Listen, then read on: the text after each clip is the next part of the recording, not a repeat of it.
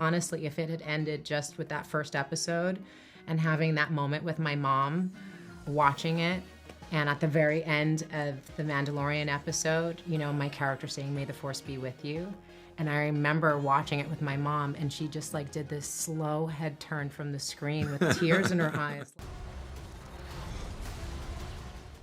It's wild. I mean, I think we started on the Mandalorian episode in like 2018, 2019. So actually the campaign had started earlier. This guy, Boss Logic, had made a fan cast of me that thank God I saw and I retweeted because it ended up in front of Dave, and right when they were sort of like thinking about the Mandalorian, and it just worked out timing wise that this character would be around the same age as myself, and he was looking up old pictures and seeing us when we were younger together and kind of tripping out about just all of the symbolism of that. And like, you know, he recently said just earlier that he was like, "Oh, I guess the decision's already made." And I'm like, "Oh, I love that." So I love giving that to Boss Logic. I love giving that to the fans. You know, I think that this fan base is one of the most beautiful, remarkable kind of families that I've ever gotten to be a part of, and I like that they feel a little tethered to it. Though Dave will say like,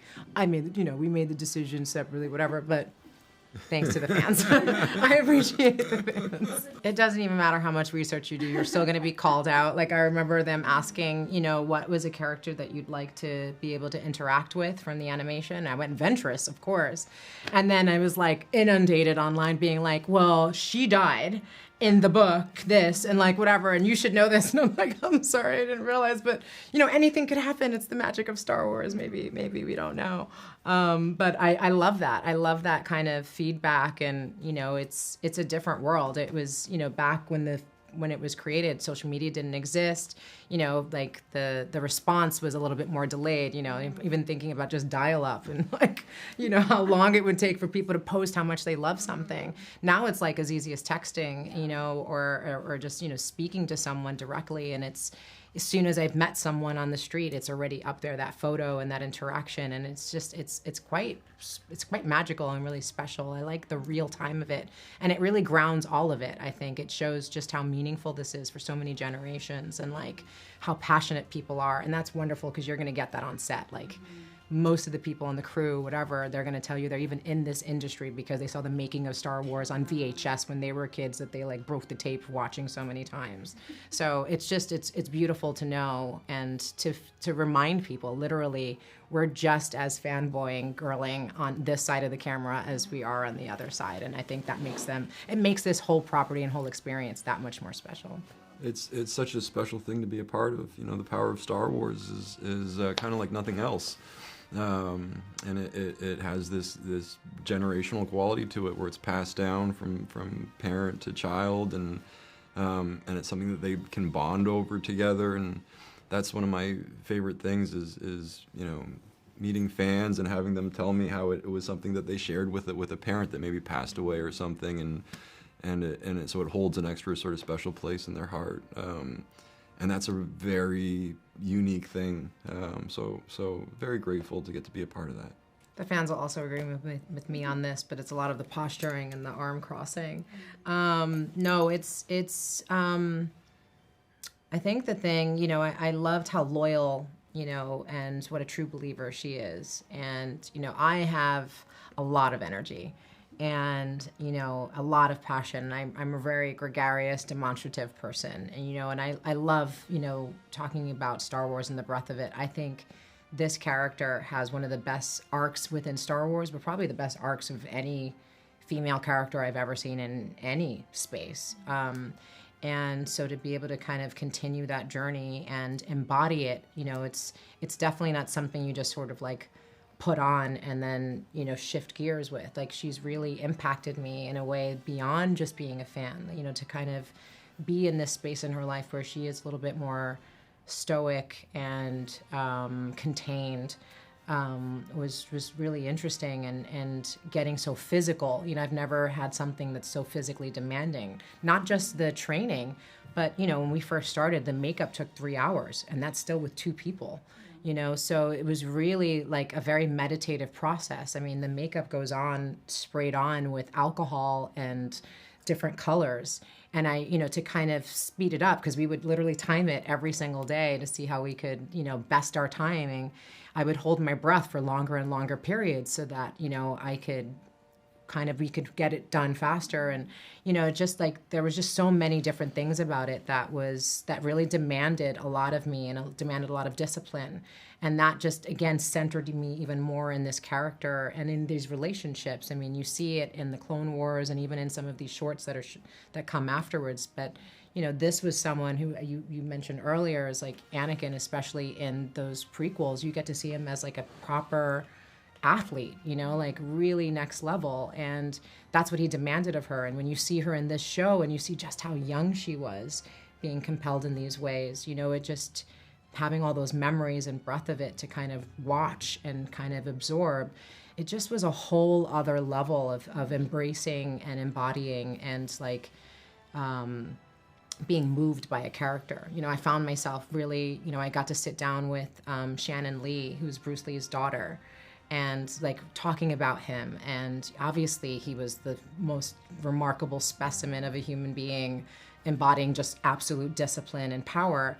But she said, his mind was just as developed. She said he had like 2,000 books and just volumes of writings and beautiful handwriting. And he just really, his philosophies and everything, like he just embodied it, mind, body, and spirit.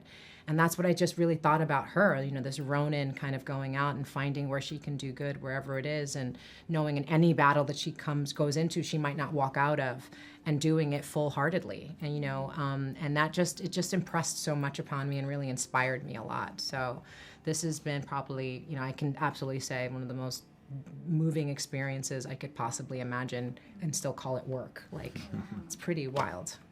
Well, it took 3 hours just to do the makeup. We ended up getting it to about an hour and a half, which was pretty cool.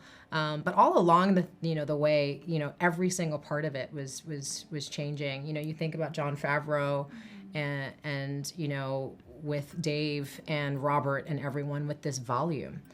And like, it's a whole new way of filming. And George was doing that when he first, incepted this whole world, and like was developing the technology to even bring it to life, and like I think that's the fact that from her head tails changed so much from Mandalorian to Boba Fett to now, but also the technology around it. I mean, it was like foam and something I kind of just connected on, and then suddenly it was a 3D printed skeleton that I put onto my head, and it was screwed on, and it was like you could hear the bones of it inside, but it was lighter, but it was longer. And like when we first did the Mandalorian episode, they didn't have the battery in the hilts. So I had like a battery that went into my sleeve, and they would, digitally erase the wires afterwards. But then, and then it kind of compromises some of the movements, and you have to adjust to that. But by the time we were shooting Ahsoka, battery was in the hilts, and we could just be that much more physical. And it was just really to see it continue to develop,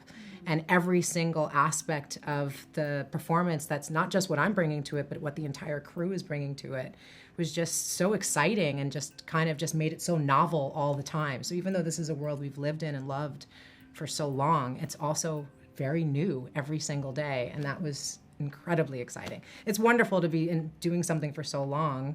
Been acting for 30 years. We've known each other nearly 30 years. When we first started out as little younglings in this whole acting world, and to like still be so excited and compelled every day, this is such a gift. Yeah, I mean, absolutely. I was really excited to get to work with Dave. I'd heard so many great things about him, even before he started doing live action direction. I watched a lot of the Clone Wars, and so I was familiar with his storytelling, and so impressed by it. But I don't know. There was a real comfort just in knowing that he was, had spent so much time with George Lucas as I had, but he spent way more time than I did, and he's just a very impressive guy. You just listen to him speak about Star Wars, and it instills so much confidence. And our first conversation about this project and how he wanted to use Anakin, I was just really taken with his vision. and then reading the script for the first time, I just all sort of jumped off the page, and that meant a lot to me. The script was just so concise and specific, and I really like working with writer-directors too. I find that to be a very helpful thing, just because the script is more representative of their own vision. And so I knew what he was going for, and I was all on board, so excited, yeah. I mean, it's like what's great is that it comes back even from, your relationship with Obi-Wan. And I think one of the great things is sort of the friction between those, the wonderful connection between those two characters was a bit of the friction, because, you weren't just like the perfect pupil, student, follower, you know what I mean? That's not the journey of that particular Padawan relationship, and how different it would have been had Yoda paired me with someone else who also, she was so headstrong. And so kind of following that lineage with Sabine, who's a Mandalorian, and just like not going to easily just follow the leader either. And so therein speaks that challenge. But also it's just what a gift it is to be able to pass on your knowledge. And, sometimes the student guides the master, and that's where you learn so much actually as well. There's so much to explore in that kind of dynamic and relationship. And it's such a gift in graduation, because you saw her push back against that in The Mandalorian, but you get to see her embrace this now after confronting, her past and their relationship, and how dynamic and profound and upsetting and traumatic it was, in so many ways. But like, what a gift it was, how much she gained from it, how much she learned from it, how much more she can trust in herself because of it, that she could then pass on to someone and see, even, if she's not perfect. And, Natasha will talk about that with Sabine, like there's times where she really doesn't even seem deserving of that kind of attention and care, because she's pushing back so much. But you've seen that now. That's what's so beautiful about these stories and how it's gone on. You see what a gift it is when that teacher sees something even beyond what that student, that pupil, that Padawan even sees for themselves, envisions for themselves. And that's why that relationship is so necessary. Nicely said. What would I add to that?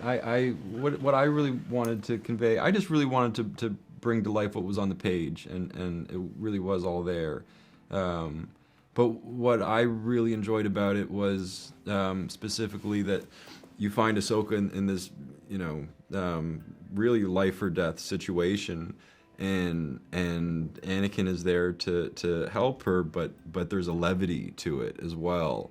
There's a bit of a playfulness to it, which I really appreciated, because I think, when someone really is in a bad spot, that's sort of the best way to kind of distract them, and if you will.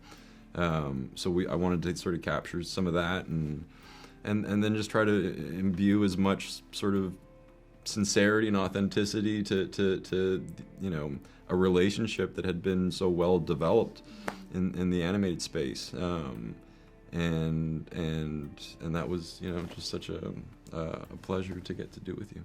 Yeah, I mean, there's something about putting a character's costume on at the beginning of the day that for me is very sort of ritualistic, and it's such a powerful costume, So you put on those Jedi robes, and it definitely imparts a feeling, and then having a lightsaber hung from your belt, like that's a big deal.